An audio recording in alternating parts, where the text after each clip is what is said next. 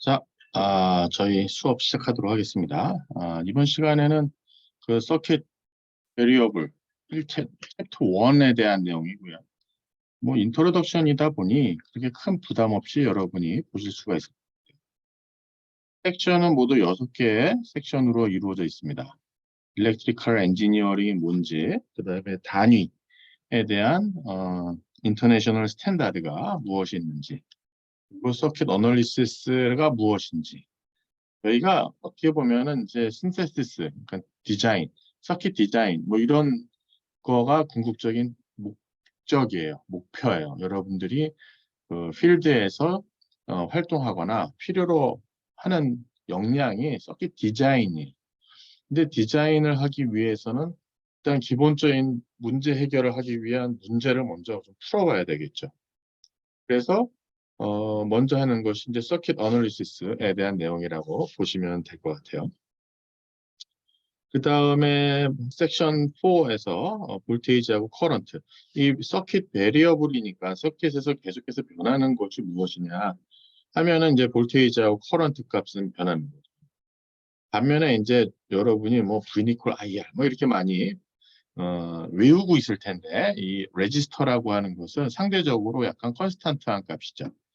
특별하게 주변 환경에서 변하지 않는 요소가 바로 이제 소자에 대한 값이 되겠습니다. 근데 여기 이제 서킷 베리어블이니까 변하는 거에 대한 건 볼테이지하고 커런트가 되겠고요. 섹션 5에서는 베이직 서킷 엘리먼트인데 베이직 서킷 엘리먼트 중에서 아이디어한 것이 있어요. 아이디어한 거. 아이디어란 거의 반대는 이제 디펜던트한 거죠. 인디펜던트하게 만들어져 있는 외부 요소에 변하지 않고 어떤 값을 주는 것이 인디펜던트, 아이디얼, 베이직 서킷이라고 볼 수가 있고요. 그 상대적인 것이 이제 디펜던트, 서킷 엘리먼트이고 사실 프랙티컬한 상황에서는 거의 영향을 받는 거죠. 하지만 일정한 구간 내에서 예를 들면 우리 온도 상온 내에서 볼테이지라든가 커런트 어느 범위 내까지는 얘가 아이디얼하게 동작한다. 이렇게 이야기를 할 수가 있습니다. 그리고 이제 가장 저희가 중요하게 생각하는 파워하고 에너지입니다. 이 파워하고 에너지라고 하는 것은 종합적인 거라고 보시면 되겠어요. 대표적인 것이죠. 예를 들면은 어떤 여러분들도 역량에 대한 걸 얘기할 때, 이 친구는 뭐 노래를 잘해. 이 친구는 운동을 잘해. 이 친구는 뭐 공부를 잘해. 뭐 이렇게 각각에 대한 걸 얘기할 수 있지만은 뭐 좋게 얘기하면 걔 친구 참 스마트해. 모든 면에서 스마트해. 하는 것으로 하나의 키워드로 얘기할 수 있지 않을까요? 그래서 이게 보게 되면 우리 회로에서 할 때 보면 어, 커런트, 볼테이지 이런 이야기를 하는데 사실 가장 중요한 건 파워가 되겠습니다. 그다음에 파워라고 하는 걸 통해 가지고 우리가 에너지를 공급한다, 에너지를 소비한다 이런 얘기도 사용을 하게 됩니다. 자, 저희 첫 번째 한번 보도록 하겠습니다.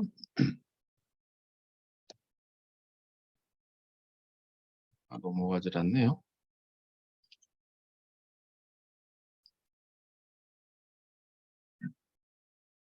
맨 처음에 저희가 일렉트리컬 엔지니어링에 대한 내용을 오버뷰 하도록 하겠습니다.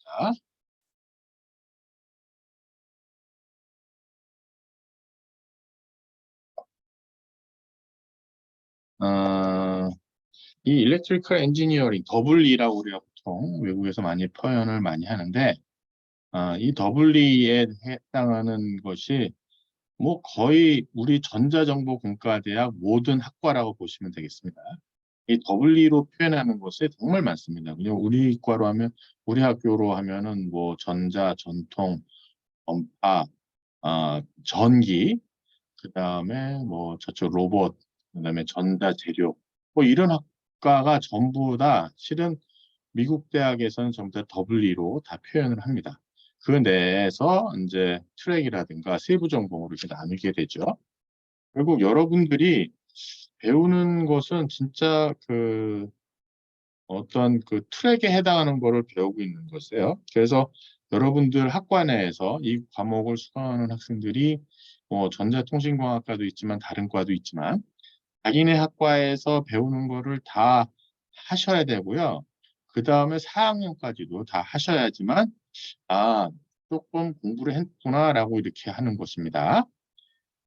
다른 데에서 통상적으로 하는 여러 가지 WE에서 다루는 것 중에 예를 들면 전자통신공학과다 하면 4학년까지 다 여러분이 이수를 하셔야지만 전자공학 좀 했고 그 중에 통신을 조금 공부했구나 이렇게 얘기가 되는 거지. 2, 3학년 것만 하게 되면은 진짜 뭐 코어 과목만 좀 하고 그냥 뭐 제너럴하게 좀 했네 뭐 이렇게밖에 얘기를 못 듣는 것이 되겠습니다. 자, 거기 우리 교재가 이게 제가 맨 처음에도 말씀드렸다시피 이게 지금 저는 11판 가지고 얘기를 하고 있는데 뭐 10판, 8판, 9판 뭐 이렇게 보게 되면 일장의 인트로덕션에 대한 내용이 조금 더 추가가 돼 있어요. 그러니까 더 이해를 돕기 위해서. 그래서 저는 지금 11판에 있는 내용 가지고 나서 이야기를 하고 있습니다만 없어도 그냥 이렇게 했구나 이런 거구나라고 이해하시면 될 것 같아요. 자, 거기 처음 나오는 피겨 1에 대한 내용을 딱 보게 되면 일렉트리컬 엔지니어링의 많은 부분이 실은 통신이에요. 커뮤니케이션이에요.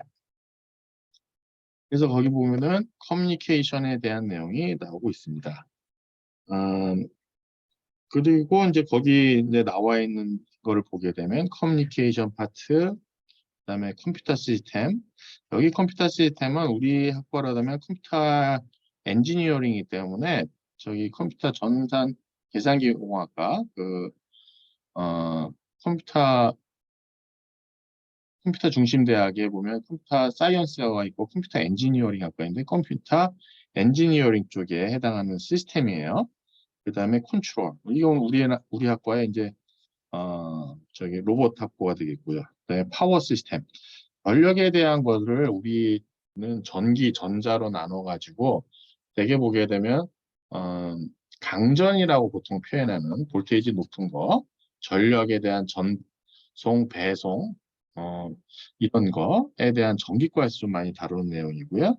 그다음에 뭐 시그널 프로세싱은 진짜 많죠. 우리 전자, 전통 쪽에서 시그널 프로세싱 관련해서 많이 다룹니다. 그럼 일렉트리컬 엔지니어링의 이런 여러 가지 파트의 가장 기본적인 과목. 물론 2학년에서 배우는 과목은 다 기본입니다. 2학년에 1학기, 2학기 과목을 여러분이 선택할 수 있는 과목은 없어요. 그리고 2학년, 3학년의 과목 중에서 여러분이 선택한다는 건 약간 또 넌센스예요. 엔지니어링이라고 하는 것을 할 때에는 전문가이다 보니까 이 프로페셔널한 교육을 하기 위해서는 2, 3, 심지어는 4학년 과목까지도 딱 여러분이 수강해야 될 것이 딱 정해져 있습니다. 근데 뭐 어떠한 이유든지 간에 우리나라에서는 뭐 공학에 대한 거를 일반인도 할 수 있다라고 잘못되게 편견을 갖고 있어가지고 조금 그 이수에 대한 과목을 좀 안 하거나 그리고 학생들 스스로도 별로 많이 안 하고 있죠. 참고로 우리나라에서 공학 계열 졸업하는 비율이 한 30% 넘습니다. 1년 졸업하는 배출 학문 분야 중에서. OECD 국가에서 10%를 넘는 나라가 없어요.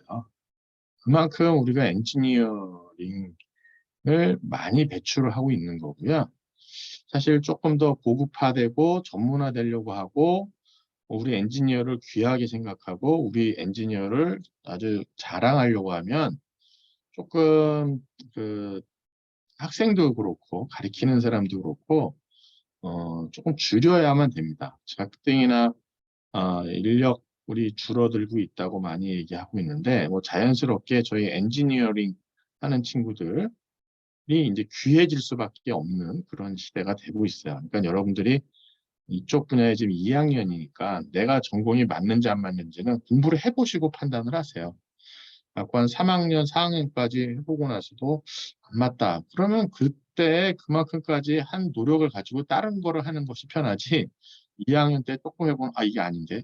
다른 거 해도요 똑같아요. 그런 친구들은. 하나 깊이 있게 하고 난 친구가 나중에 보게 되면 다른 것도 아주 깊이 있게 잘.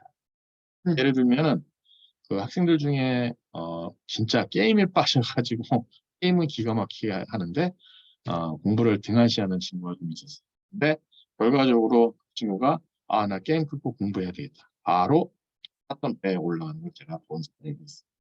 하나에 미친 사람은요, 다른 것도 잘 미칩니다.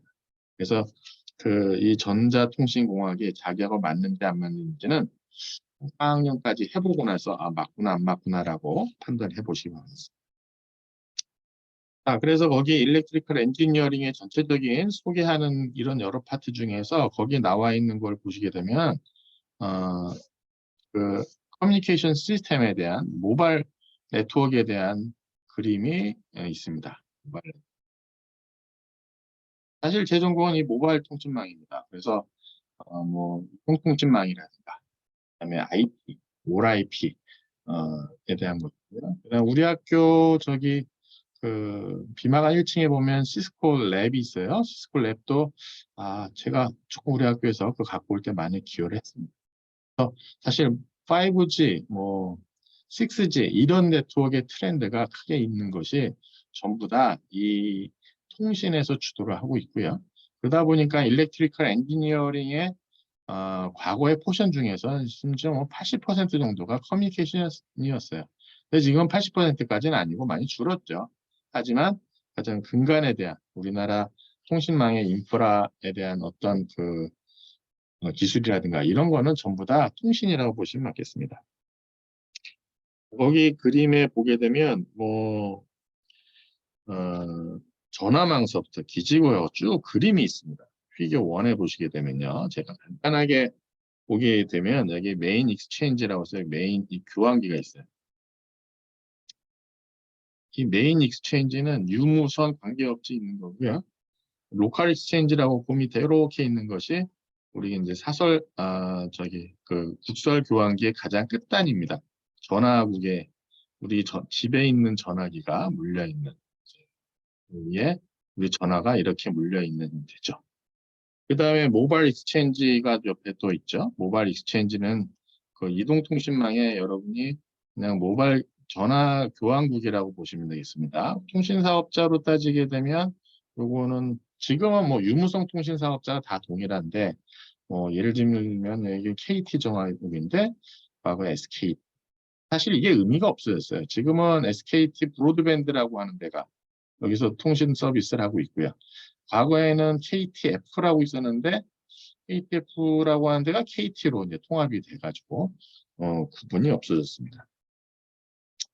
그다음에 이 메인 익스체인지가 혹은 인터내셔널 익스체인지 이건 국제 전화 교환 인터내셔널 그러니까 국제적으로 뭔가 전화 교환을 하는 데가 또 있어야 되지 않겠습니까?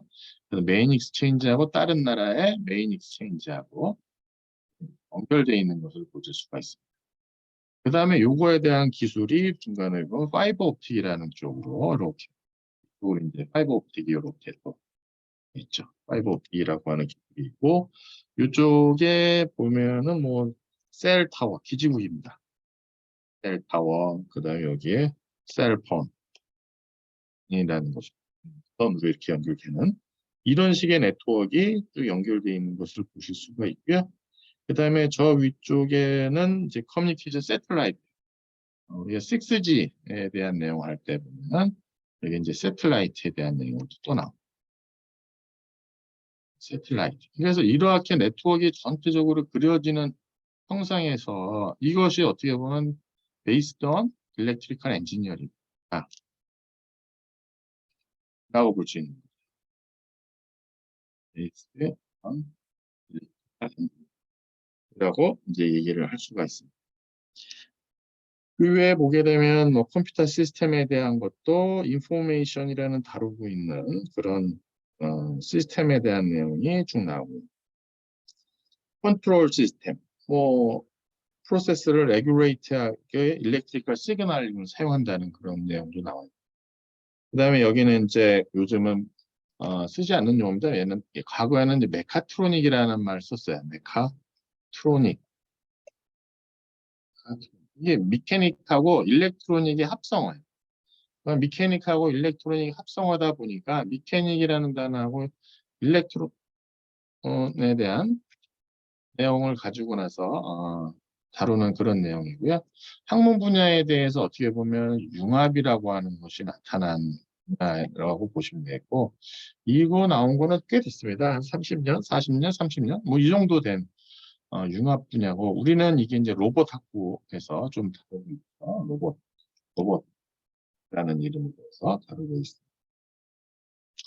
그래서 이거의 가장 대표적인 예를 말씀드리면, 제가 우리 자동차, 뭐 현대자동차,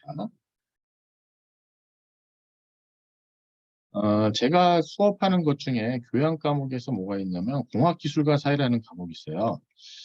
이 공학기술과 사회라는 과목에 이 서울대랑 같이 하는데 이게 4학년 주로 제가 수강을 권고하는 편인데 현대자동차의 전현직 임직원이 어, 서울대에서 강의하는 거를 저희가 원격에서 접속해서 그렇게 하는 수업인데 어쨌든 뭐 현대자동차 임직원 하고 저도 한 20여 년 전에 일할 때만 하더라도 이 양반네들이 전자공학의 사람들을 잘 안 뽑았다고 할 수는 없고 뽑긴 뽑았는데 별로 그렇게 좋아하진 않았어요. 그래서 거의 뭐 8대2 비율?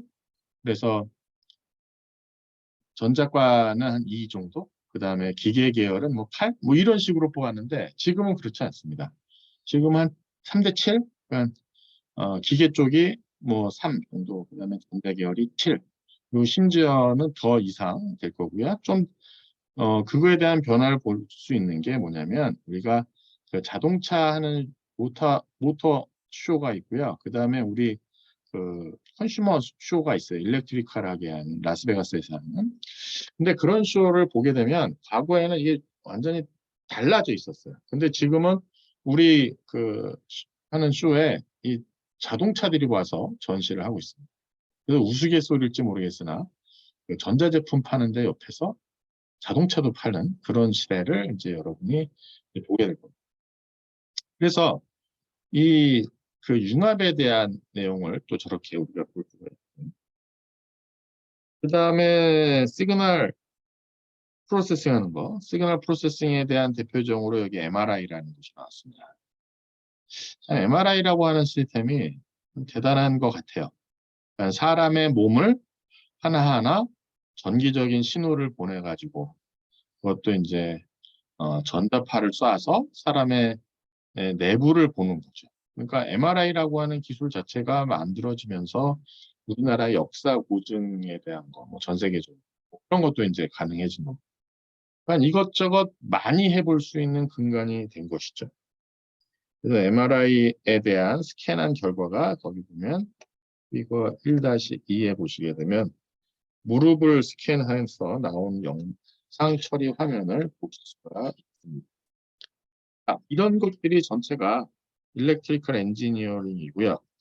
그 다음에 그 다음 쪽에 보게 되면 또 하나 있네요. 그래서 커머셜한 에어플레인이 피규어 1.3에 또 나와 있습니다. 1.3에 보게 되면 에어플레인에 대한 여러 가지 필요한 것들이 있어요. 그래서 컨트롤러, 세컨더리 컨트롤러, 일렉트리컬 디스트리뷰션, 그다음에 엔진 시스템, 그다음에 environment control, air traffic communication, flight control, 내비게이션, 랜딩 기어, 그다음에 아이스 프로텍션, 뭐 스타터, 제너레이터, 뭐 이런 것들이 전부 다 그림이 나와 있는데 이런 것들도 전부 다 일렉트리컬 엔지니어링 기반으로 돼요. 그러면은 진짜 뭐 지금은 조금 어려울 수 있겠지만 뭐 자율주행 비행기도 나올 수 있겠죠. 근데 뭐 비행 조종하는 제 친구 얘기 들어보니까 평상시에는 그냥 자율주행 해놓고 있다가 이착륙할 때는 조종사가 관여하는 그런 시스템이라고 하더라고요. 그래서 이렇게 우리 생활에서 일렉트리컬 엔지니어링이라고 하는 것은 뺄 수가 없는 그런 사항이다라는 것이 여기 이제 주 내용이 되겠습니다.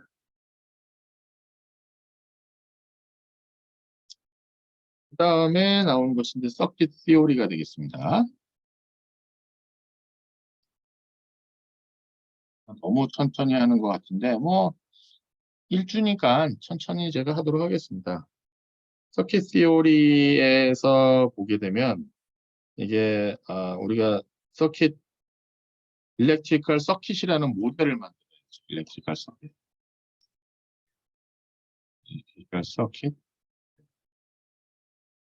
항상 보게 되면 모델링을 먼저 해줘야 돼요. 모델을 가지고 이걸로 갖고 실제 환경에 대한 비헤이비어를 예측할 수가 있어야죠. 그리고 맞도록 여기에 대한 요구사항에 맞도록 맨 처음에 모델을 구성을 하고 요 모델 갖고 나서 우리가 실험, 구축, 시뮬레이션 하고 난 다음에 이제 일렉트리컬 서킷을 이제 디자인하게 되겠죠. 그래서 모델이라고 하는 것이 이렇게 중요하게 되겠는데, 뭐 보면은 여기 어쓰션이 세 가지가 있습니다. Electric effect happen instantaneously through system. 첫 번째는 instantaneously 이것이 발생한다. 그러니까 순간적으로 happen 한다는 거죠.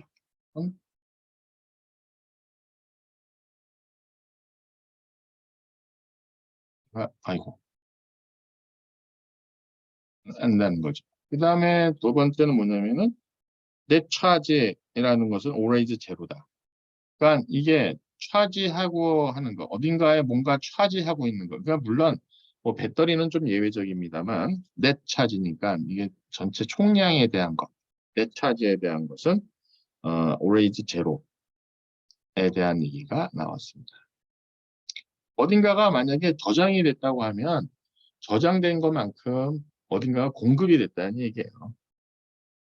No magnetic coupling between components in a system. 이게 매그네틱 커플링이라고 하는 것이 이게 참 우리가 볼 땐 매그네틱 커플링이라는 것이 없다. 라는 것이 노다라고 하는 써 있어요. 이렇게 우리가 어쓰션 할 거예요. 어쓰션 하는 게. 회로를 해석할 때 우리가 이렇게 할 거예요. 만약에 맨 마지막 것만 제가 말씀드리면 우리가 선이 이렇게 갑니다. 선이 이렇게 가서 두 개의 선을 갖고 나서 얘기하면 여기는 선이에요. 그럼 선에는 아무것도 여기에 저항값이라는 게 기본적으로 레지스턴스라고 저항값이라는 것이 제로라고 일단 보겠대요. 근데 이게 만약에 송전을 하는 송전에 상당히 큰 전압이다. 아주 몇만 볼트가 된다. 그럼 이야기는 달라져요. 여기서 내가 100을 보내는데 여기서 80밖에 못 받아. 그럼 20 로스가 발생하겠죠. 그 다음에 이거에 대한 걸 만약에 반도체에서 굽는다. 다음 반도체 소재에서 이렇게 조그맣게 해가지고 요 간극에 대한 걸 가지고 나서 뭔가 여기에 주파수를 클락을 높이는데 클락을 높이면 높일수록 여기에 대한 것이 이쪽에 받아보면 이제 이게 신호가 뭉개져 갖고 나타나기 시작한다. 이게 이제 선인데 그러니까 워낙 하이 하이 프리퀀시로 줘보려면 고주파로 주게 되면 그런 문제가 이제 발생을 하게 됩니다. 그래서 그런 문제, 저런 문제 전부 다 놓고 나서 발생을 하는 거에 대한 것이 이쪽에서 발생하는 그러니까 요건 약간 너무 소자가 아니라 선 하나 갖고 제가 라인을 갖고 나서 지금 표현한 건데 이 라인에 대한 걸 갖고 나서 이렇게 이제 발생하는 조건은 우리가 고려하지 않을 것이라는 거예요. 물론 나중에 여러분이 이제 회로 이론을 많이 다루고 해서 이제 여기 나온 대로 이렇게 강전에 대한 걸 한다든가 몇만 볼트에 대한 거 아니면 이 반도체 해서 한다든가 그러면 요 선에 대한 해석을 하게 됩니다. 그럼 이 선에서 뭐 저항값이 있고 여기에 인덕턴스가 나타나고 캐패시터하고 나타나고 이렇기 때문에 여기서 100을 보내도 이게 80밖에 안 오는구나. 이쪽에서 하이 프리퀀시를 줘도 얘 신호가 뭉개지는 이유가 이런 거구나.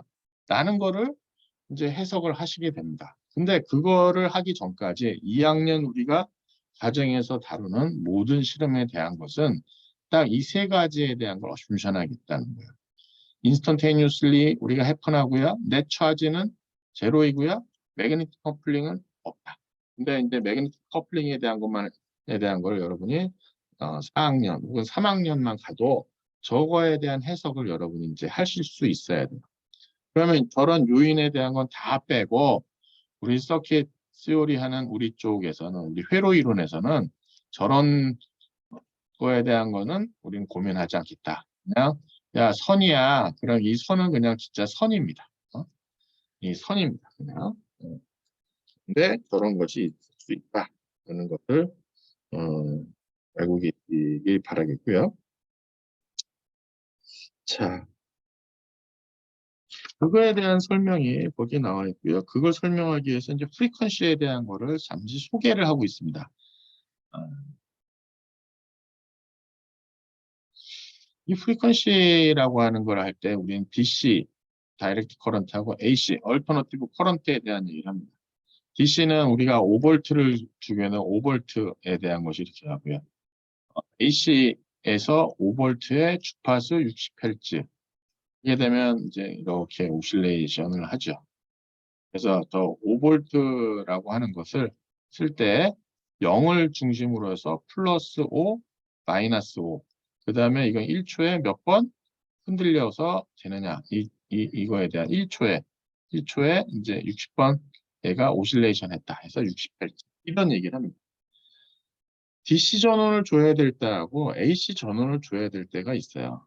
그래서 이 회로 이론 책을 보게 되면 맨 처음에 우리가 DC 갖고 나서 해석을 합니다. 저항 소자 하나 하고요.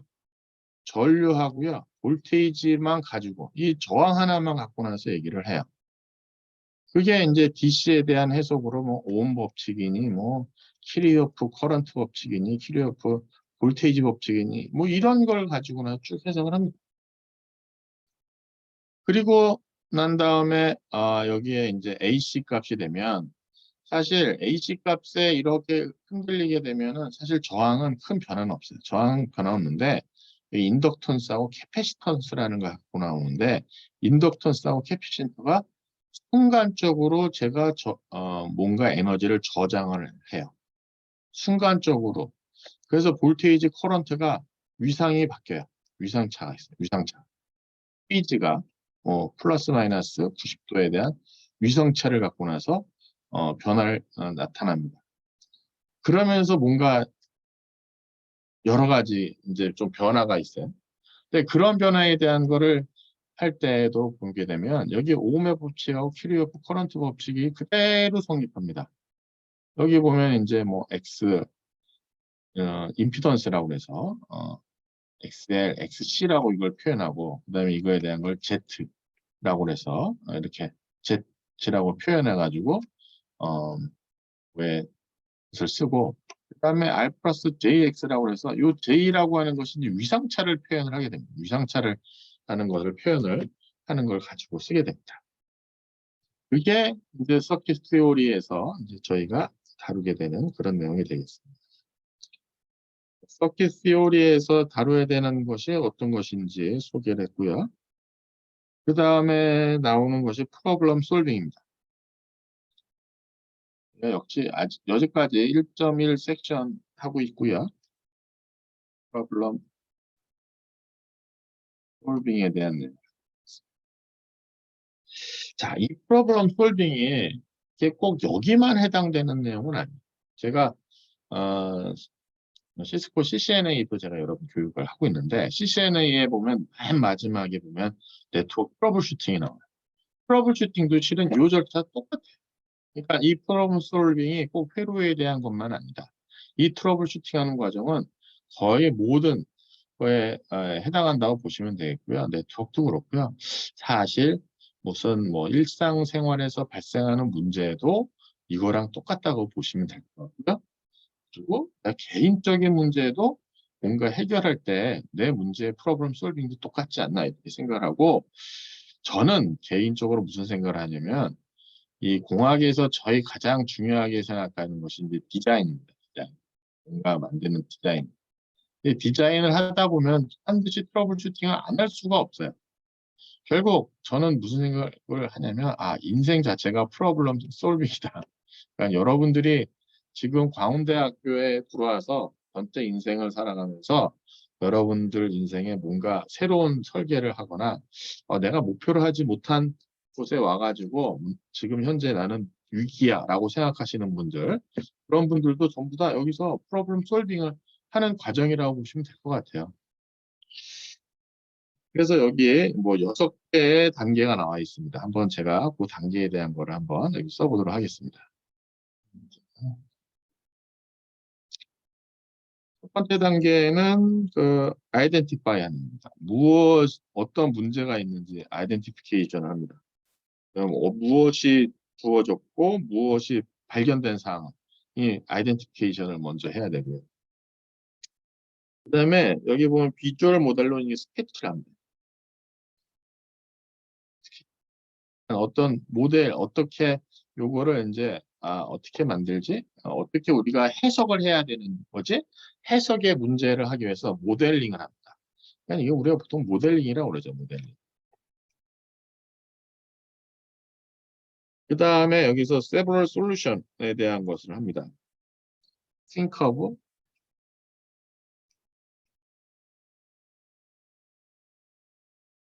several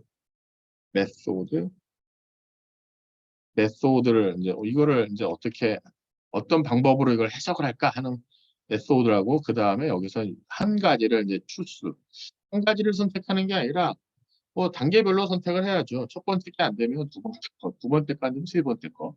이게 이제 다시 돌아오게 될 거예요. 그다음에 네 번째는 그다음에 calculate solution. 이게 이제 회로기 때문에 이렇게 calculation이라는 말을 썼어요. 그다음에 여기서 요즘은 이게 항상 창의력이라고 하는 것을 많이 이용해요. use 이거 creativity. 그러니까 창의력을 잘 사용을 하고 난 다음에 그다음에 테스트를 솔루션을 합니다.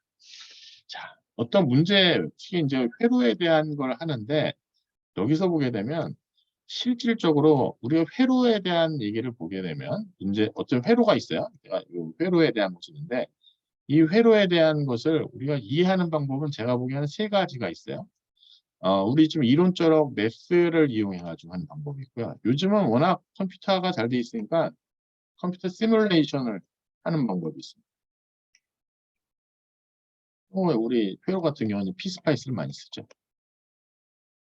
그 다음에 이제 진짜 랩을 하는 거예요. 실험을 하는 거예요. experiment 를 하는 거예요. 이거 우리 실험 시간이에요. 실험 시간. 실험 수업이랑 똑같은 거예요. 그래서 여러분들 실험 수업이 보통 2학년에 같이 이제 병수로 이루어지는데 실험 수업 시간에 이론을 가르치지는 않아요. 그래서 이 과목하고 실험 수업은 같이 반드시 병수로 이루어지거나 혹은 실험이 어, 후수로 이루어져야 돼요. 뭐 후수까지는 할 필요 없는 것 같고 병수로 같이 하셔야만 됩니다. 여러분이 여기 보게 되면 회로 이론에서 하는 방법은 바로 이거야. 매스를 이용해서 쓰는 거죠. 우리가 그래서 곱하기 나누기를 많이 쓸 거고요. AC 회로를 가게 되면 이제 미분 이걸 가지고 나서 이제 얘기를 하게 될 거예요. 물론 다른 툴도 있습니다. 뭐 매트릭스를 쓰는 방법도 있고요. 좀 더 발전하면 이제 라플라스 트랜스폼이라고 하는 트랜스폼을 쓰는 것도 있습니다. 신호 처리할 때는 우리가 후리에 트랜스폼이라는 거를 쓰죠. 그래서 이런 것들을 여러분들이 툴을 익숙하게 갖고 있어야 돼요. 그 다음에 이제 컴퓨터 시뮬레이션을 여러분이 또 컴퓨터를 잘하니까 컴퓨터에 대한 걸 하셔야 되고요. 그 다음에 랩에 대한 것도 아셔야 되는 거죠. 그리고 여기 보게 되면 내가 어떤 문제에 대한 것을 발생했을 때 혹은 무엇을 디자인하라라고 했을 때 회로에 대한 걸 간단히 디자인하라 뭐 그랬을 때 그때 전부 다 보시게 되면 여기에 나와 있는 이런 절차를 통해서 문제를 아이덴티파이하고 혹은 무엇이 주어졌는지 그 다음에 모델에 대한 걸 만들고 그 다음에 이거를 어떤 방법으로 풀까 생각을 해봐야 돼.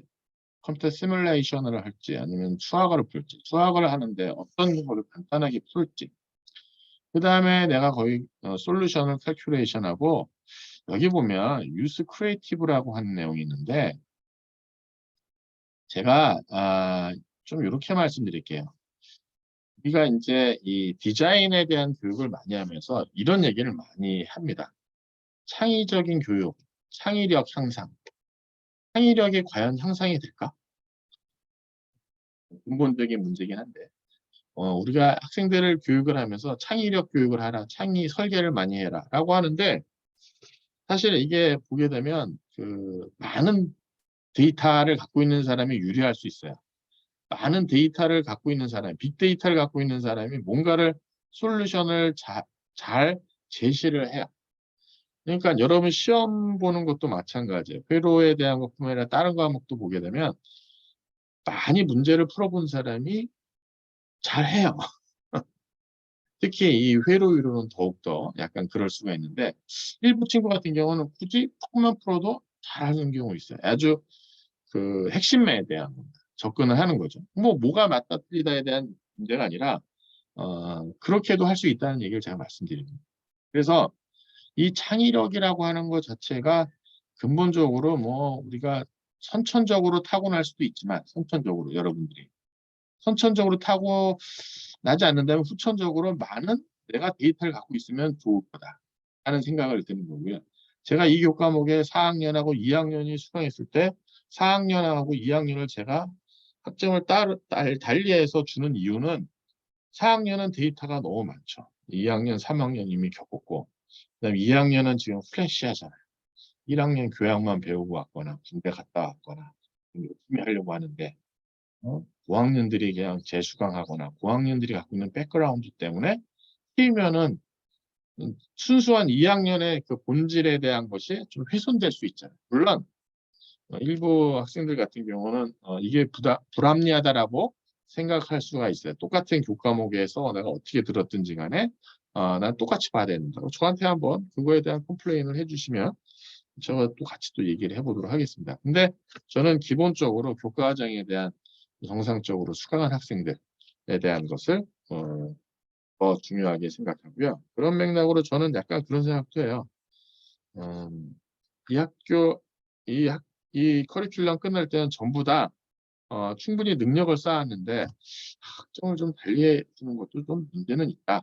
약간 그런 생각도 좀 합니다. 그래서 일단 기본 원칙적인 측면은 제가 인트로덕션 할 때 말씀드린 그 내용이기 때문에 그거는 여러분이 인지하시고 나는 진짜 그게 부당하다라고 하면 저한테 와가지고 얘기하시면 제가 또 얘기를 하는 가운데 그 친구는 더 학점을 더 약간 그런 거는 그때 가서 또 고민을 해보도록 하겠습니다.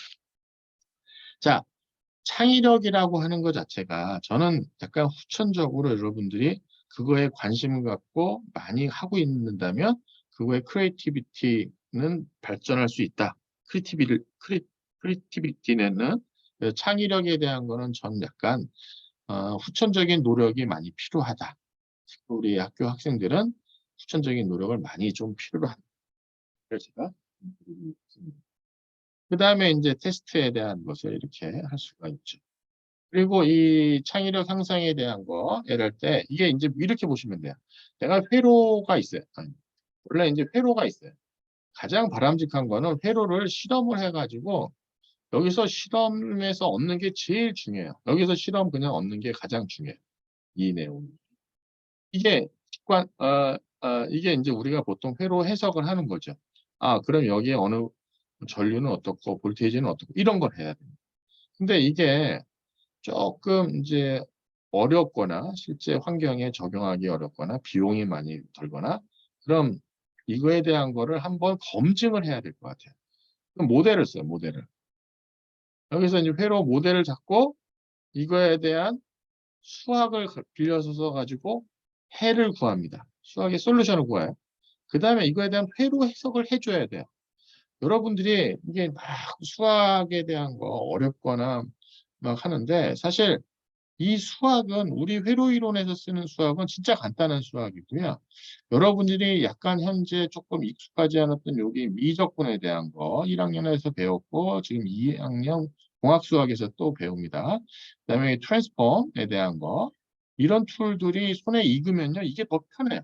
저게 절대 어려운 것이 아니에요. 그냥 어떻게 보면 정 안 되면 기계적으로 해도 돼요. 물론 우리가 수학을 아주 기가 막히게 잘해서 그걸로 내가 취업할 수 있는 그런 쪽은 아닙니다. 우리는 저걸 응용하는 쪽이에요. 우리는 돈이 안 되면 안 하는 분야가 우리 공학입니다. 저 사이언스는 돈이 되든 안 되든 그냥 원리를 찾아서 원리를 찾아갖고 하는 데가 저기 이제 수학, 물리, 화학과의 그런 사이언스 학과고 우리 엔지니어링은요 돈이 안 되면 절대 안 해요. 근데 수학도 마찬가지예요. 수학도 툴이에요. 이 툴을 여러분이 쓰셔야 되는 거예요. 이 툴에 대한 것을 내가 안 하고 나서 난 바로 회로만 해가지고 바로 해석을 해야지. 그래도 관계 없어요. 옛날 사람들은 다 그렇게 했으니까. 근데 그렇게 하기에는 이게 쉽지가 않아요.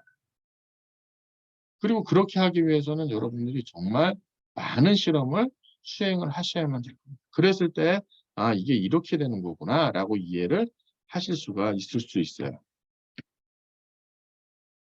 자, 좀 이야기가 좀 많아졌는데 참 이거 하면서 제가 또 한 가지 그러면서 요즘은 또 여기 뭐 있냐면 이걸 컴퓨터로 하는 경우가 있죠. 시뮬레이션.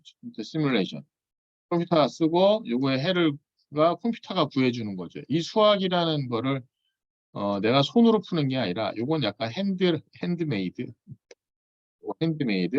하나는 여기는 이제 컴퓨터 메이드 컴퓨터가 도와주는 뭐 이렇게 되겠죠. 그래서 컴퓨터로 하는 거는 뭐냐면 어떻게 보게 되면 저는 여러분들한테 요거를 구하고 컴퓨터를 해보라고 해서 이 해가 맞았는지 틀렸는지에 대한 어떤 검증 차원에서 이제 하라고 하는데 어떠한 이유가 됐든지 간에 이 수학이 안 되는 환경, 수학을 할 수 없는 환경, 실제 저기 랩을 실제 설계, 실제 구현하기가 어려운 상황. 이런 상황에서는 시뮬레이션만 가지고 검증을 할 수가 있습니다. 아주 큰 그러려면 시뮬레이션 어떻게 됩니까? 이 모델링이 정말 중요해요. 이게 나와 있는 이 모델링이 정말 중요해요. 이 모델을 구하는 게 정말 어려운 일이에요. 자, 제가 이렇게 쭉 말씀드리면 여러분들이 이제 난감해하는 친구들이 있어요. 혼자 하긴요. 지금 하시면 됩니다. 2학년 하고요. 3학년 하고 하시면 됩니다. 그러다 보면 어느덧 모르게 내가 실력이 쌓아지는 기회가 됩니다.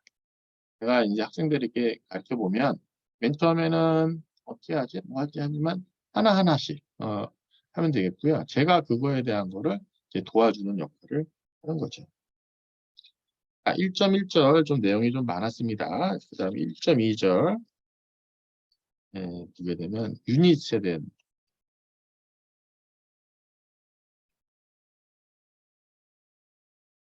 국제 표준입니다. 인터내셔널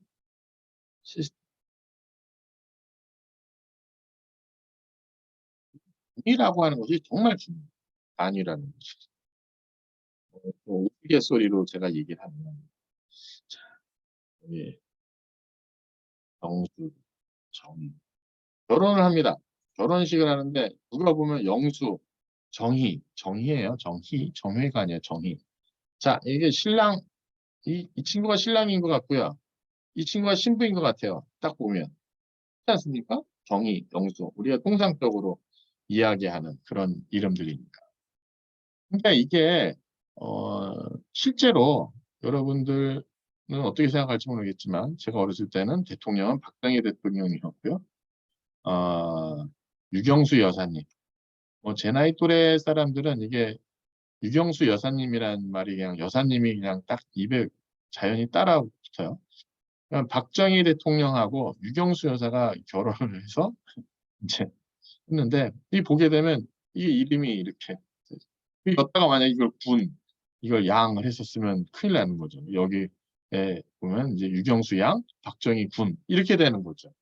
이게 단순하게 내용만 보고 나서는 잘 알 수가 없고 그다음에 여러분들이 이 회로를 쓰는데 나 오야 라고 써놓고 답을 이렇게 써놓으면 안 됩니다. 단위로 반드시 쓰셔야 돼요.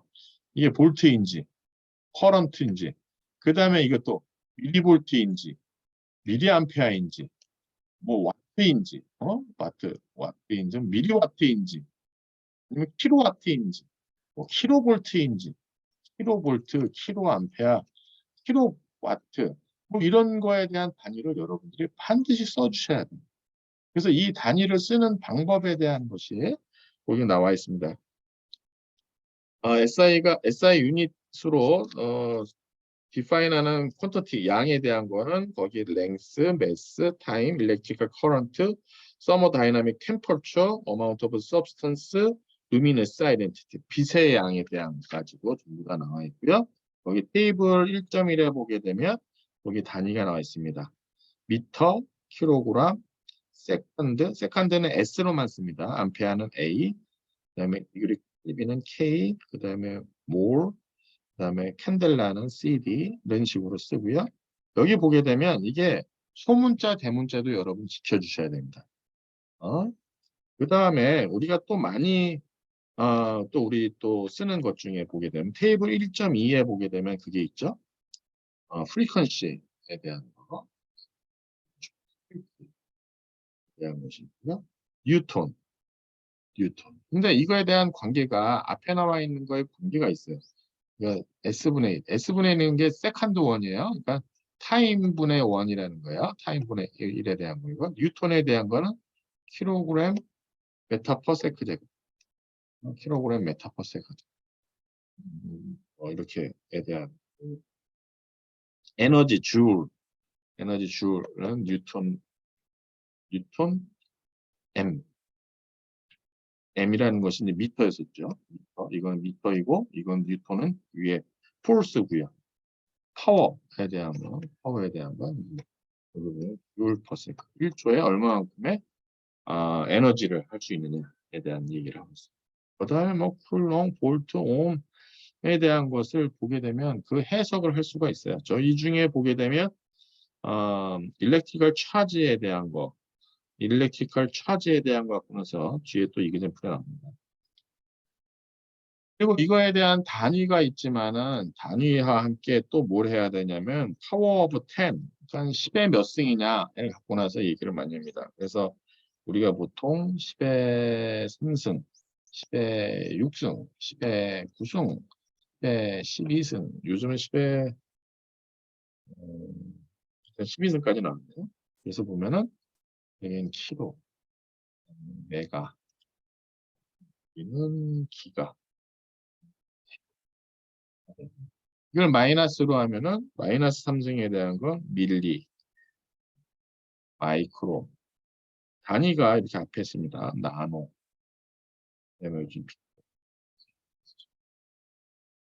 지금은 우리가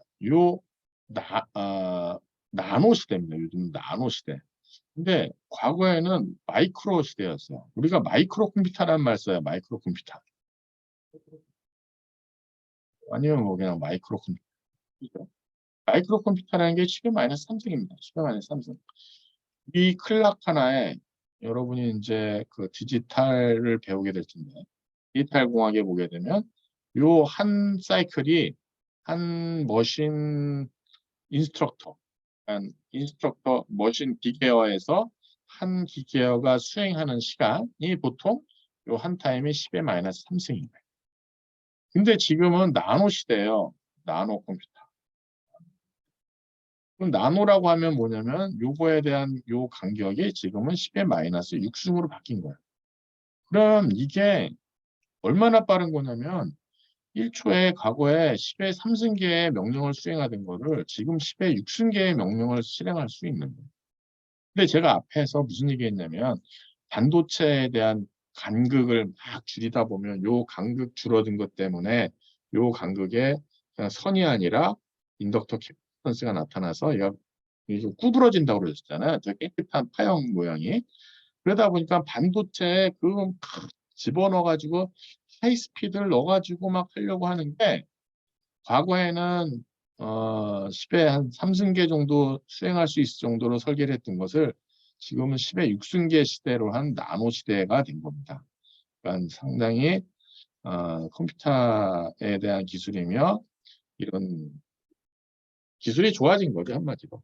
그럼 얼추 예측해 보겠는데 여러분이 제 나이 또래 정도 저보다 이제 더 먼저 왜냐하면 기술에 대한 속도가 막 이제 막 발전하고 이게 그 물질도 이제 그거에 대한 걸 해결하기 위해서 물질도 이제 좋은 게 나오고 이게 바뀌다 보니까 시대가 이제 좋아지는 거죠. 자, 그렇게 해서 하게 되면 예를 들면 여기 10의 마이너스 6승에서 9승까지 가는데 뭐 한 30년, 3, 40년 걸렸다. 그럼 이게 한 2, 30년 걸리지 않을까요? 2, 30년 후에는 여러분들이 이제 피코 시대가 이제 도래하게 될 겁니다. 자, 그 내용이 있고요. 거기 이그젠플 1.1 있습니다. 이그젠플 1.1. 그다음에 어세스먼트 프로블럼이 있습니다.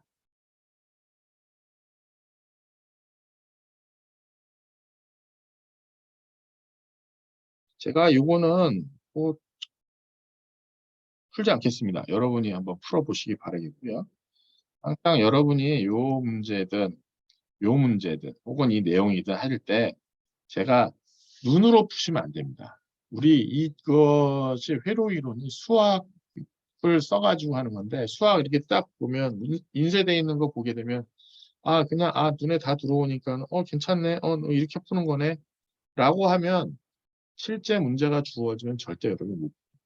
그러니까 여러분이 문제를 푸실 때에는 거기 나와 있는 이그젠플 같은 경우 솔루션을 보지 마시고 나름대로 이제 크리에이티비티 여러분의 창의력을 키워서 어떻게 풀어야 되나 앞에 있는 내용만 기초로 해서 솔루션을 보지 마시고 그냥 쭉 풀어보시기 바라겠습니다. 풀어보시고 그다음에 여기 있는 답하고 비교를 해보시기 바라겠습니다. 어세스먼트 프로블럼은 뭐 답이 없으니까 여러분들이 하기 이제 어렵겠죠? 그래서 그런 식에 대한 내용을 가지고 나서 다른 이그젠플하고 어세스먼트 프로블럼은 꼭 풀어보시기 바라겠고요. 2장에 있는 거는 안 풀고 그냥 넘어가겠습니다. 2장서부터는 제가 전부 다 이제 풀었습니다.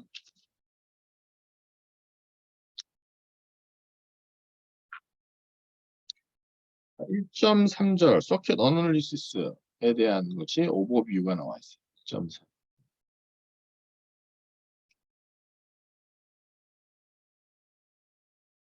제가 말씀드렸다시피 이제 디자인을 하는 것이 궁극적인 우리 목표예요. 디자인이 궁극적인 목표인데 디자인을 하기 전에 우리가 서킷 어널리시스를 잘 해야 되겠죠. 그래서 이거에 대한 것이 피겨 1.4에 잘 나와 있습니다.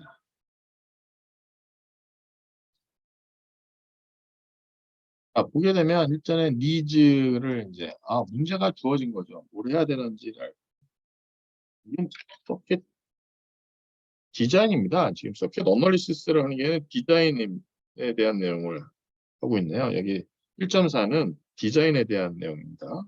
그래서 일단은 요구사항이 있습니다.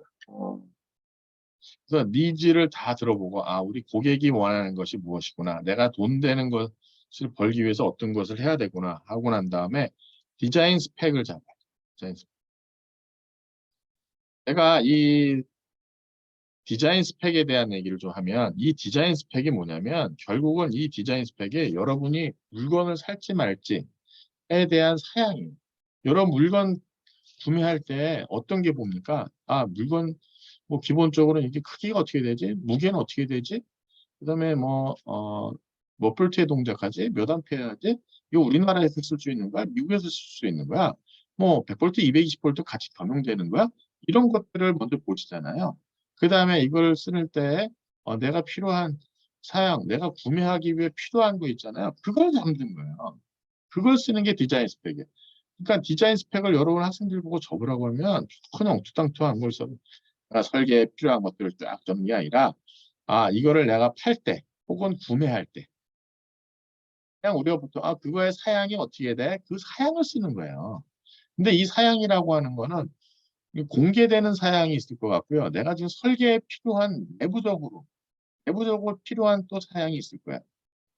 그러니까 전부 다예요. 그러니까 이거는 어떻게 보면 가장 기본적인 사양이고 그 사양에 대한 걸 가지고 나서 어떻게 쓸 건가에 대한 얘기를 고민하면서 공개에 대한 사양, 그러니까 드러나는 사양을 쓰는 것이고 설계 내부적으로 해야 되는 사양들이 좀 있어요. 그러면 이게 뭐 우리가 뭘 해야 되는 것이 확실히 디파인돼. 사실 저는 이 디자인 스펙에 대한 것만 여러분들이 잘 쓸 수 있고 잘 표현할 수만 있어도 괜찮은 친구다라는 생각을 합니다. 근데 이걸 작성해 보라고 하면 이제 이 내용도 아니고 이것도 아니고 이만이 이해할 수 있는 스펙을 써요. 그러면 말을 들어봐야지 않아요. 발표를 하는 걸 들어봐야지 하는데 절대 그렇게 하면 안 됩니다. 우리가 이제 제일 중요한 커뮤니케이션 스킬. 여기서 말하는 커뮤니케이션 스킬은 통신에 대한 스킬이 아니고 말하고 쓰기, 말하고 쓰기. 사실 말하고 쓰기를 잘하려면 듣기를 잘해야 되죠. 그럼 말하고 쓰기에 대한 것을 하는 게 커뮤니케이션 스킬이 잘 돼야 되는 것이고 이것이 잘 하셔야만 됩니다. 그래야지 분명하게, 그 다음에 분명하게 서로 무엇을 개발하는지 아는 거죠. 자, 그러고 나서 이제 컨셉을 잡습니다. 컨셉. 여기 보면 컨셉을, 우리가 어떠는 거지? 아주 컨셉을 잡고요. 그 다음에 이제 서킷 모델을 씁니다. 모델에 대한합니다. 물론 이거에 대한 사양이 있기 때문에 바로 모델, 컨셉 없이도 바로 모델이 가능할 수 있을 것 같고요. 그 다음에 여기 보면 프로토타입을 만듭니다.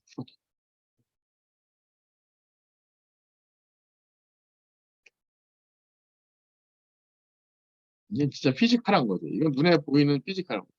우리가 제품 만들 때는 모캅이라고 해서 진짜 물건 만들기 전에 조그맣게 만드는 그 모캅이라는 것도 뜨고 막 그런 게 있어요. 그 회로에 대해서는 우리가 보면 프로토타입. 사실 앞에 있는 컨셉 모델 관계없이 바로 프로토타입을 만들 수도 있어요. 자, 그 다음에 뭐 이렇게 내려올 수도 있고요. 모델을 계속해서 수정 변경할 수도 있고요. 그 다음에 이제 피지컬 프로토타입 만들었다가 뭔가가 좀 안 돼가지고 이렇게 바꿀 수도 있고. 사실 여기는 없습니다만 사실 여기도 하다 보니까 야 이게 안 됐네 하고 나서 이렇게 올라가서 이제 이쪽에다가 디자인 스펙을 바꿀 수도 있었을 것 같고요. 필요에 따라서 니드자한테 우리가 이게 돈이 너무 많이 들어서 사양을 좀 줄여야 될 것 같습니다. 예상한 거 대비 너무 너무 많이 듭니다. 그럼 그렇게 하면 이제 어떻게 된 거예요? 니즈를 잘 못 반영한 거예요. 니즈 반영할 때부터 그거는 우리가 안 될 것 같습니다라고 얘기를 했었어야 되는 건데 프로토타입 만들고 난 다음에 이게 안 되겠는데 그러면 곤란한 거예요. 그러니까 이런 절차에 대한 것이 우리가 서킷 일반적으로 디자인하는 그런 과정이 되겠습니다.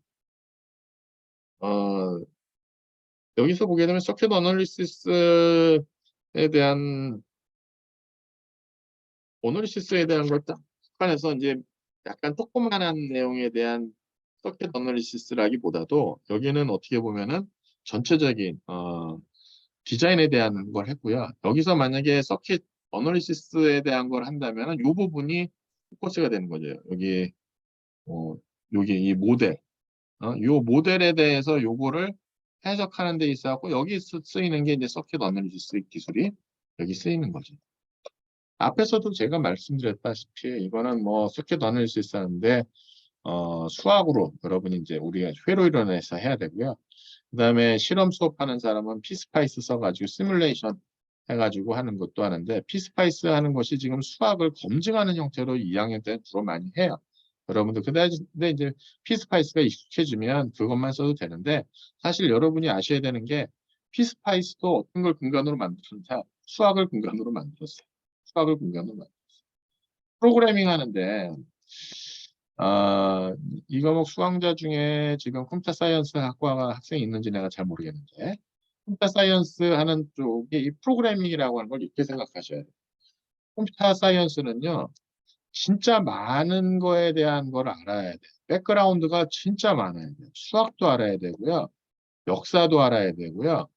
뭐, 저기, 뭐야, 그 환경에 대한 것도 알아야 되고요. 음악도 알아야 되고요. 미술도 알아야 되고요. 되게 많아요. 이게 왜 그러냐면 컴퓨터 프로그래밍 하는 사람들에 대한 요구사항이 여기 위에 있는 니즈가 어떤 것이 있을 줄 몰라요. 그리고 이 프로그래밍 하는 사람들이 되게 보게 되면 조금 뭐 비하는 아닙니다만 우리가 엔지니어링 하는 쪽에 뭐 하나의 툴로서밖에 그거에 국한될 수도 있어요. 툴이 너무 좋으니까는 새로 그쪽 분야 별도로 있고 뭐 게임도 막 큰 돈 버는 시장이잖아요. 우리나라 차세대 돈 버는 시장이고. 그러니까 이 컴퓨터 사이언스를 하는 사람들이 내가 게임을 하나 만든다. 그럼 이런 여러 가지들을 알고 수학 기반으로 빨리 프로세싱. 요즘 와서는 AI라든가 뭐 머신러닝에 대한 걸 하면 수학을 알아야지만 할 수 있어요. 결국 지금 보시게 되면 이 프로그래밍이라고 하는 거 너무 쉽게 여러분이 생각을 하는데 그렇게 생각하시는 게 아니에요. 그래서 사실 컴퓨터 사이언스를 배우는 학과의 커리큘럼을 보게 되면 이런 과목들을 많이 가르쳐요. 여기 뭐 역사, 환경, 음악, 미술. 이거 왜 필요해? 뭐 할지 모르겠는데 이런 과목들을 많이 필요합니다. 그런데 비하면 엔지니어링 하겠다는 사람들은 나 엔지니어링, 프로그래밍 해야 할 거야. 그럼 기껏 해봤자 자기 하는 툴로서 쓰는 전락하는 것밖에 안 됩니다. 응? 진짜 프로그래밍을 여러분이 제대로 나는 뭐 전공이 잘 안 맞아서 프로그래밍 해야 돼. 절대 안 그렇습니다. 여러분들 지금 우리나라에 이 제조업이라고 하는데 예를 들면 현대자동차 제가 공학기술과사의 현대자동차, 기아자동차에 같이 이렇게 수업을 이제 하면 여기 있는 임직원들이 하는 얘기가 있어요. 프로그래밍 하실 줄 아셔야 합니다. 프로그래밍, 소프트웨어를 활용할 수 있는 능력이 있으셔야 됩니다. 라고 다 얘기를 해요. 그러면 이 양반네들이 프로그래밍 한 사람만 쓰느냐? 그렇진 않아요. 그냥 자기네들이 원래 전자공학, 통신공학, 로봇공학 하는 사람인데 그런 사람이 프로그래밍도 할 줄 알아야 된다는 얘기예요. 그러니까 프로그래밍이 우리가 쓰는데 내가 쓰는 툴로서 하는 데가 한지는 확실히 갖고 있으셔야만 된다. 그런 얘기로 말씀을 드리고 싶습니다. 자, 그 다음에 1.4에 대한 내용을 소개를 하겠습니다. 뒤에가는 별로 많지는 않아요. 지금부터는 이제 진짜 우리 회로 이론 관련된 내용이라고 보시면 되겠습니다. 음,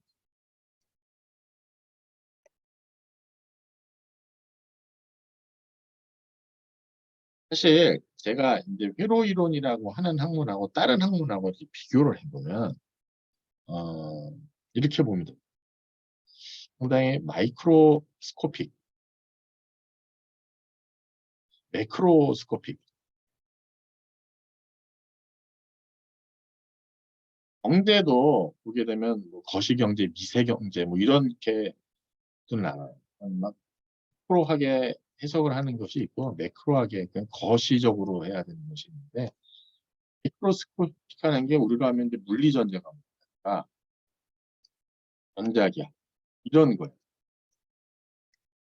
눈에 보이지 않는 겁니다. 물리전자 전자기야 눈에 보이질 않아요. 여러분 이 일렉트론이라는 거 보입니까? 안 보입니다. 근데 포톤 이런 거 보입니까? 안 보입니다. 일렉트리컬 필드, 매그네틱 필드 안 보입니다. 이게 어떻게 보면은 진짜 눈에 보이지 않는 거를 이렇게 생각을 하면서 하니까 참 어려운 거야. 진짜 어려운 거야. 상상 속에서 공부를 해야 돼요. 네. 그거에 대한 것을 이 회로 이론은 눈에 보이는 걸 갑니다. 회로 이론은. 어? 그다음에 뭐 이거보다 더 쉬운 것이 이제 디지털 공학이죠. 디지털 공학.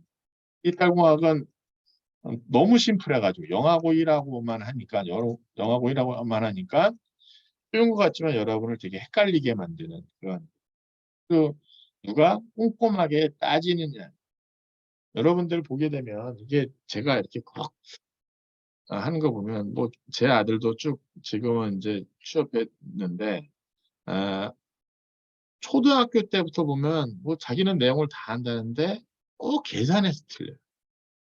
그게 초등학교, 중학교, 고등학교까지 쭉 그냥 이어져. 그럼 그게 자기 실력이에요.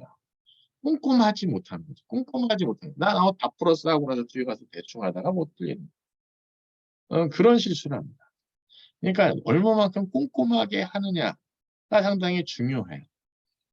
여기는 눈에 안 보이는 걸 해야 되는데 우린 눈에 보이는 거 회로 이론은 그나마 여러분들이 조금 생각을 해야 되는데 디지털 공학은 쉬운데 절대 쉽지 않습니다. 디지털 공학을 다 알아보고 난 다음에 요즘은 이게 이제 그 embedded 시스템 프로그래밍이랑 같이 해서 나오는데 하드웨어하고 소프트웨어가 같이 결합되어 있는 형태까지 이제 발달을 하죠. 발전을 하게 되는데 여기에 뭐 회로 이론도 같이 연관되고 디지털 공학도 연관되고 뭐 이런 것 같아요. 자, 여기 나와 있는 물리전자라든가 전자 기학 같은 과목 같은 경우는 음, 그럼 여기 나와 있는 것 중에 차지라고 하는 거 보나요? 이 차지라고 하는 것이 너무 적은 양이고 얘가 가만히 머물러 있으면 곤란한데 얘가 움직이면 얘가 전류가 되는 거고요.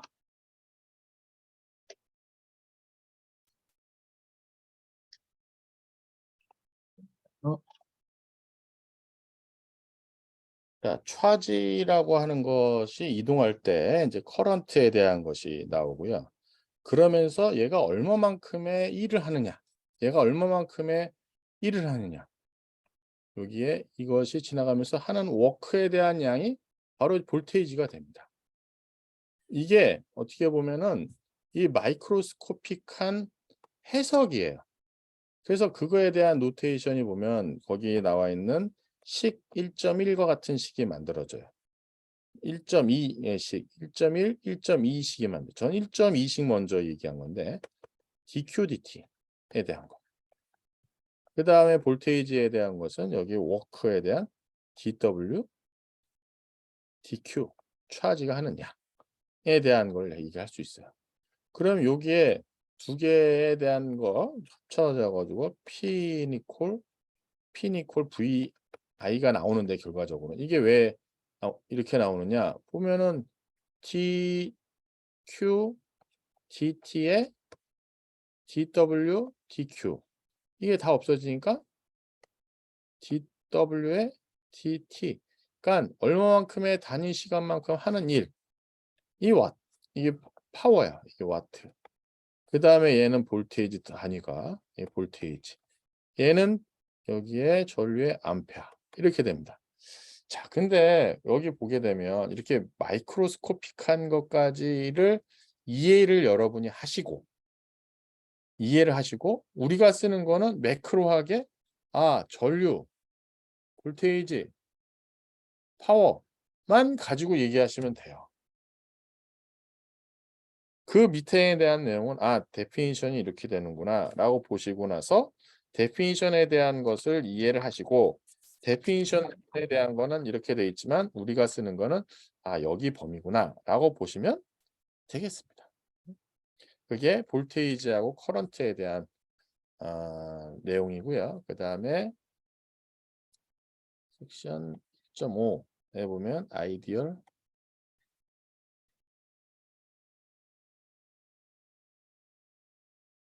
베이직 서킷 엘리먼트.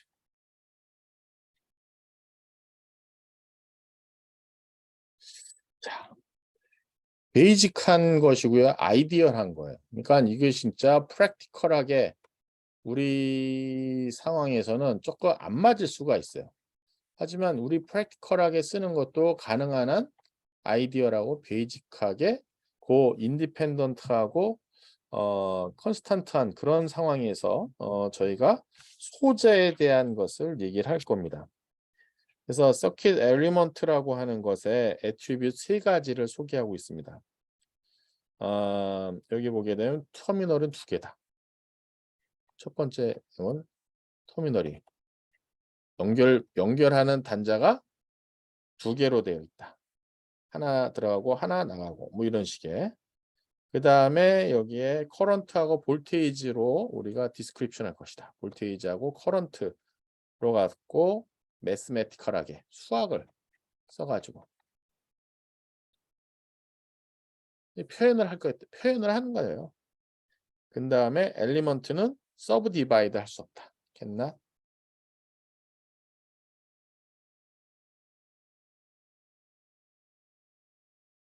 더 이상 쪼갤 수가 없는 그런 소자에 대한 것을 우리가 서킷 엘리먼트에 대한 요 세 가지로 어스쮸션을 할 겁니다. 그래서 베이직 서킷 엘리먼트를 표현한 것이 그림 1.5에 대한 걸로 이렇게 어떤 엘리먼트가 있는데 이 엘리먼트에 두 개의 단자로 되어 있고요. 여기에 흐르는 전류 그 다음에 여기서 전압차에 대한 노테이션을 우리가 표현을 하려고 합니다. 그 다음에 사인 컨벤션을 쓰는데 우리가 사인에 대한 걸 쓸 거예요. 사인.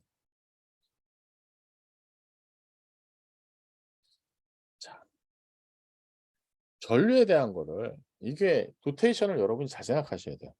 우리가 맨 처음에 회로 해석하고 할 때 어떤 소자가 있으면 어느 소자가 딱 있으면 소자 1, 소자들, 뭐 회로에 이렇게 있어요. 그럼 이거에 대한 것을 여러분이 해석할 때 임의대로 여러분이 여기는 전류 방향을 난 이렇게 잡고 이렇게 가정하고 풀을 거예요. 여기는 전압이 이쪽이 높아. 플러스 마이너스. 이렇게 가정하고 이렇게 가정을 하고 여러분이 수학으로 이제 이거에 대한 어널리시스를 했는데 이 값이 플러스가 나왔어요. 그러면은 내 가정한 것대로 실제 동작이 그렇게 될 거야. 라고 이게 매칭이 되는 거야. 근데 이게 마이너스다라고 하면 가정한 것이 틀리고 실제는 그 반대라는 거야. 실제에 대한 건. 만약에 이게 마이너스 값이 나왔다. 그럼 여기에 이 가정이 틀렸기 때문에 여기 흐르는 소자는 일로 흐르는 거고요. 이 가정이 틀렸기 때문에 여기가 플러스고 여기가 마이너스가 된다는 거야. 수학에 대한 거 여러분이 수학해서 모델링하고 난 다음에 수학이라는 툴을 써가지고 막 해석을 하는데 이 값이 플러스가 나왔다. 그럼 가정이랑 잘 맞다. 그러면 마이너스네. 그럼 내가 가정한 것이 틀렸구나. 그 반대로 동작을 하는구나. 라고 하는 사인 컨벤션에 대한 것을 우리가 쓸 것입니다. 그래서 보게 되면 거기에 패시브 사인 컨벤션 해가지고 레퍼런스 디렉션에 대한 것을 맨 처음에 했고 파지티브 사인을 쓸 것이라는 거죠. 만약에 그렇지 않으면 otherwise 네거티브 사인 쓰고 뭐 그런 노테이션이 나와 있습니다. 자, 그런 거에 대한 내용이 거기 나와 있고요. 유일하게 거기 지금 미적분을 쓰는 것이 나왔습니다. 그래서 example 1.2하고 그 assessment problem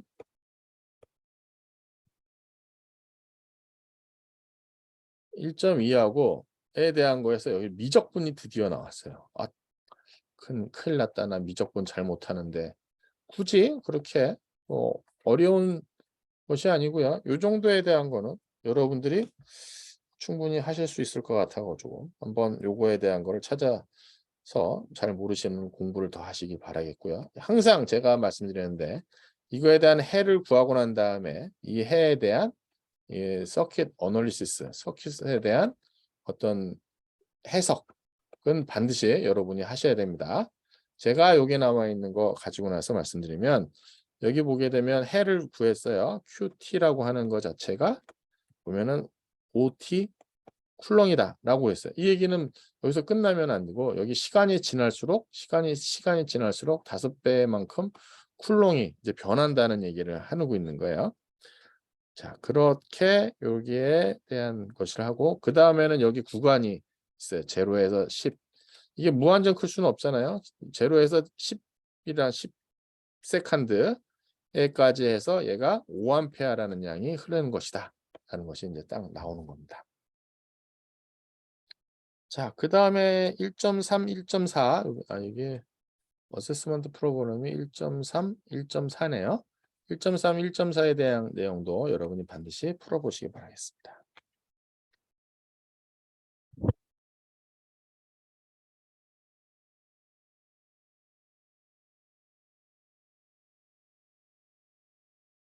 자, 1.6 파워 앤 에너지. 사실 우리가 그 볼테이지 커런트에 대한 얘기를 할 때 이 파워에 대한 것 때문에 하는 거죠. 얼마만큼 이제 힘이 좋으냐에 대한 내용을 가지고 나옵니다. 그래서 앞에 제가 약자에 대한 노테이션을 미리 써버렸는데 파워는 그러면 dW, dt가 되고요. 앞에 쓴 것처럼 이건 VI, 볼테이지 커런트에 대한 것에 합이 됩니다. 그리고 이 볼테이지 커런트에 대한 합이다 보니까 볼테이지 높거나 커런트가 많이 흐르면은 파워는 높다라고 보실 수가 있어요. 그렇다고 두 개 중에 우리가 통상적으로 하이 볼테이지라고 딱 써놔서 했는데 상당히 높아요. 근데 커런트가 진짜 미미해. 커런트가 미미해. 너무 작아. 그럼 이거는 파워가 별로 없죠. 이게 뭡니까? 정전기예요, 정전기. 정전기에 스팍 팍 발생하잖아요. 그거는 이제 두 개의 볼테이지 차가 많이 나기 때문에 순간적으로 전류가 흐르는 건데 그 순간적인 전류로 해서 빛으로 이제 발생하는데 흐르는 전류량이 적기 때문에 그렇게 이제 데미지가 없는 거죠. 그래서 사실 더 중요한 게 커런트예요. 커런트 양이 얼마만큼 이제 오느냐에 따라서 중요하고요. 예를 들면 번개 맞은 사람이 살아나는 경우 있잖아요.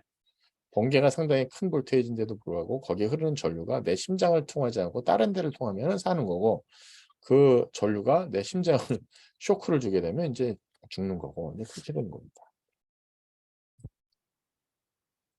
자, 거기에서 보게 되면 파워에 대해서 쓰는 용어가 있어요. 용어가 아니라 파지티브로 쓰느냐, 이렇게 네가티브로 쓰느냐. 그러니까 무슨 얘기냐면 플러스 10와트, 마이너스 10와트 이런 용어를 쓰는 거예요. 플러스 10와트, 마이너스 10와트 이렇게 쓰게 되면 이 플러스 10와트라고 하는 것은 거기서 소비를 하는 겁니다. 소비라는 거고, 마이너스 10와트라고 하게 되면 여기는 공급이에요. 공급. 어느 회로에 여기서 공급되는 파워는 여기서 소비되는 파워와 합하고 같습니다. 그래서 넷 차지는 제로입니다. 그러니까 이 파워 공급되는 양하고 소비되는 파워에 대한 것을 표현하기 위한 노테이션을 쓴 거예요. 이 노테이션을 우리 플러스 마이너스를 빌려다 쓴 거예요. 우리가 수학을 빌려다 쓴 거예요. 뭐 그런 것들이 몇 가지가 있습니다. 그중에 여기 보게 되면 플러스 마이너스에 대한 기호가 앞에서는 레퍼런스로에 대한 걸 잡는 걸로 썼는데, 여기서는 공급과 소비에 대한 걸로 표현을 하고 있습니다. 거기 그거에 대해서 피겨 1.6에 각각의 A, B, C, D가 전류양 전압에 대해서 파워가 어떻게 되느냐에 따라서 이 소자가 소비하는 소자인지 공급하는 소자인지에 대한 것을 표현해 주고 있습니다.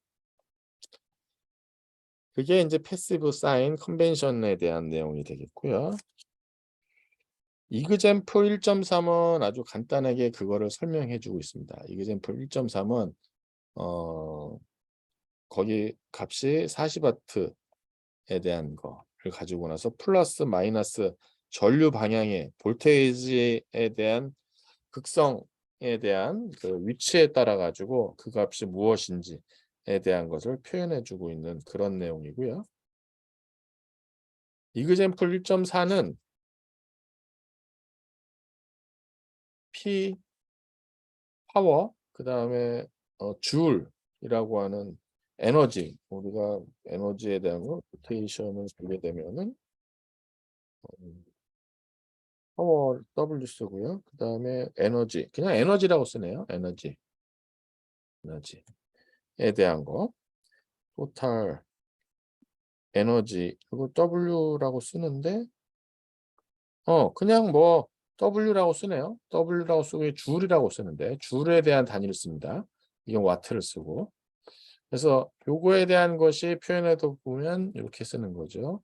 P, T, DT로 이렇게 쓸 수가 있어요. 얼마만큼의 에너지를 공급하느냐, 소비하느냐. 이것도 플러스 마이너스로 마찬가지입니다. 이 에너지에 대한 것 파워랑 같기 때문에 플러스가 되면은 이거는 소비가 되는 거고요. 마이너스가 되면 공급되는 에너지라고 보시면 되겠습니다. 에너지에 대한 것이. 그래서 여기도 미적분에 대한 것이 나왔어요. 근데 여기 보면 exponential 마이너스 AX에 대한 것이 나옵니다. 이게 미분을 하면 어떻게 됩니까? 앞에 있는 마이너스 A에 마이너스 2에 마이너스 AX 뭐 이렇게 미분이 되고요. 적분하면 어떻게 됩니까? 2분의 마이너스 AX dx는 뭐 마이너스 A분의 1에 마이너스 1에 익스포넨셜 마이너스 AX 하고 난 다음에 구간 여기 T1에서 T2 뭐 이것만 알면은 여기 있는 거는 여러분들이 그냥 다 계산을 할 수가 있어요. 그래서 어려운 것 같지만 절대 어려운 건 아니고요. 이게 익스포넨셜 t에 대한 함수가 어떻게 되느냐, 마이너스 t에 대한 거, 익스포넨셜 마이너스 at에 대한 이런 함수가 어떻게 그려지는지 여러분이 한번 찾아보시기 바라겠습니다. 자, 어세스먼트 프로블럼 1.5, 1.6, 1.7 전부 다 여러분들이 같이 한번 해보시기 바라겠습니다. 자, 그러고 난 다음에 나오는 내용이 보면은 여기 practical perspective.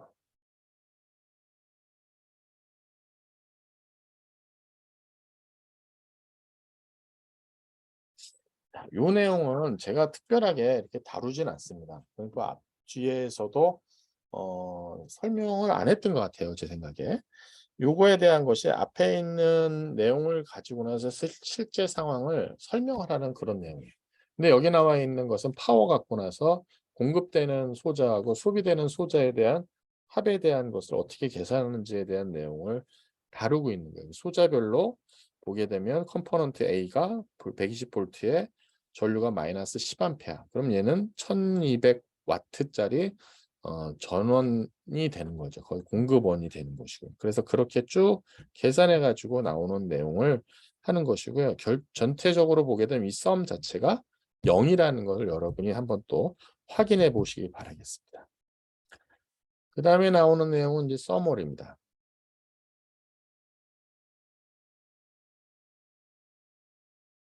전체적인 내용을 쭉 소개하는 내용이 되겠습니다. 그래서 여기에 어떤 내용으로 나와 있는지에 대해서 하는 거죠. 그래서 서머리 1절에서 6절까지 내용을 나누고요. 그 다음에 여러분이 여기를 하다 보면은 이게 또 이 서머리를 하고 난 다음에 이해를 하셔야 되는 게 뭐냐면 챕터 제일 앞부분에 보면 챕터 오브젝티브라는 게 있어요. 이 챕터가 가리키고자 하는 거예요. 근데 제가 앞에서 실은 이거 설명을 제가 안 했어요. 이게 사실 이 서머리하고 같이 연관돼 있어요. 강의하기 전에 이 챕터를 시작하면서 앞부분에 챕터 오브젝티브라는 것이 딱 앞에 있어요. 그래서 여기 보면 이게 지금 페이지 30에 있는데 첫 번째 understand 하고 나서 and be able to use SI unit이라는 거 있고요. 두 번째 know and be able to use definition of voltage and current. 3번 know 뭘 알아야 되고 be able to use definition of power of energy. 그 다음에 4 be able to use passive sign convention. be able to use 이렇게 나와요. 우리가 통상적으로 제가 앞에서 설계할 때도 무슨 얘기했냐면 야 우리가 설계하는 스펙을 먼저 잘 해야 돼. 스펙을 잘 만들고 그 앞에 니즈가 무엇인지를 알아야 돼. 이게 이렇게 놓고서 시작이야 라고 하고 나서 여기 이제 쭉 이제 프로토타입까지 만들었어요. 그때 앞에서 보게 되면 이렇게까지 만드는 과정을 했었어요. 설계에 대한. 내가 뭘 공부할지에 대한 공부를 하고 난 다음에 뭘 아는 게 아니라 내가 뭘 공부할지를 먼저 알아야 돼. 이게 보면은 이 챕터 오브젝티브스예요. 저희 강의 계획서 보게 되면 제가 이제 강의 계획서 지금 조금 열기는 좀 그렇고 강의 계획서에 보게 되면 거기에 보면은 이 코스 오브젝티브라는 게 있어요. 코스 오브젝티브.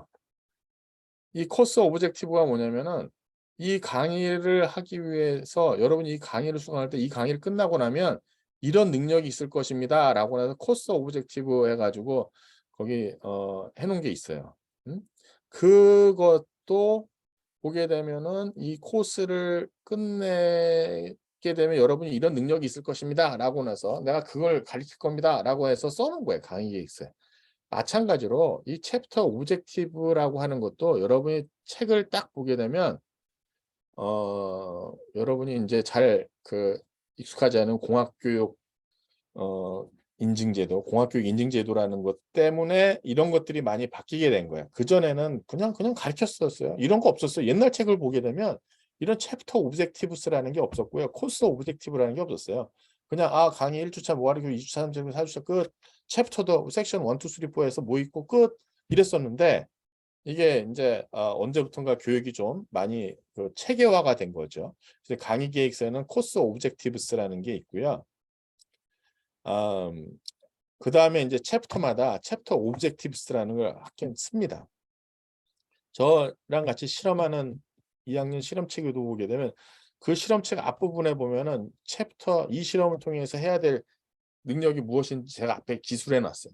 그게 전부 다 이 챕터 오브젝티브, 코스 오브젝티브 이런 것들을 맨 처음에 여러분이 이해를 하고 나서 교과 내용을 보시는 게 실은 제일 좋습니다. 자, 어떻게 하다 보니까 이게 끝부분으로 갔는데 서머리를 설명하면서 제가 설명을 했는데 이 서머리를 쭉 보면서 여러분들이 그러면 이제 내가 언더스탠딩은 했다. 언더스탠딩은 했는데 이거에 대한 걸 진짜 비에이블 할 수 있는가에 대한 걸 해야죠. 그걸 하기 위해서 나와 있는 것이 바로 나와 있는 런스 문제가 되겠습니다. 거의 프로블럼이 비에이블을 확인한 게 이제 프로블럼이에요. 근데 이 프로블럼이 여기 되게 많이 나와 있습니다. 섹션별로 나와 있어요. 섹션별로 내가 여기 오브젝티브스 어떤 것이 쭉 나와 있어요. 그리고 이 뒤에 이 텍스트를 뒤에서 보시게 되면 모든 문제의 솔루션은 아니지만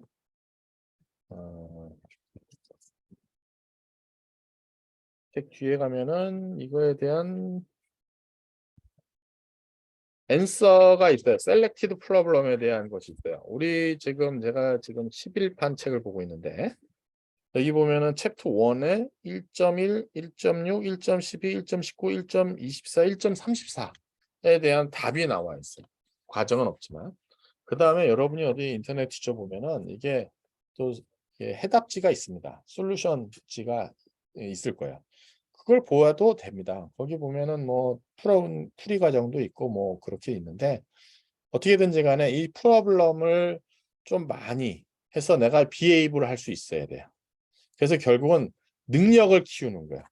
여기 보면 여기 언더스탠딩 보면 제가 챕터 오브젝티브 보게 되면 여기 보면은 딱 이렇게 뭐 있어요. 여기 보면 딱 이거예요.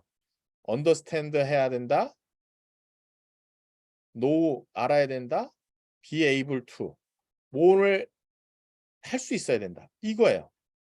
이렇게에 대한 내용이 나와요. 그러니까 내용만 알고 내용을 이해하는 정도 아니라 그걸 실제 활용할 수 있어야 되는데 그거에 대한 것을 여러분 숙달시키는 것이 이제 어떻게 보면 프로블럼지라고 보시면 되겠습니다. 자, 여기까지 챕터 1에 대한 강의를 끝내겠고요. 필요한 그 홈워크는 제가 별도로 공지하도록 하겠습니다. 여기까지 해서 챕터 1에 대한 강의를 모두 마치도록 하겠습니다.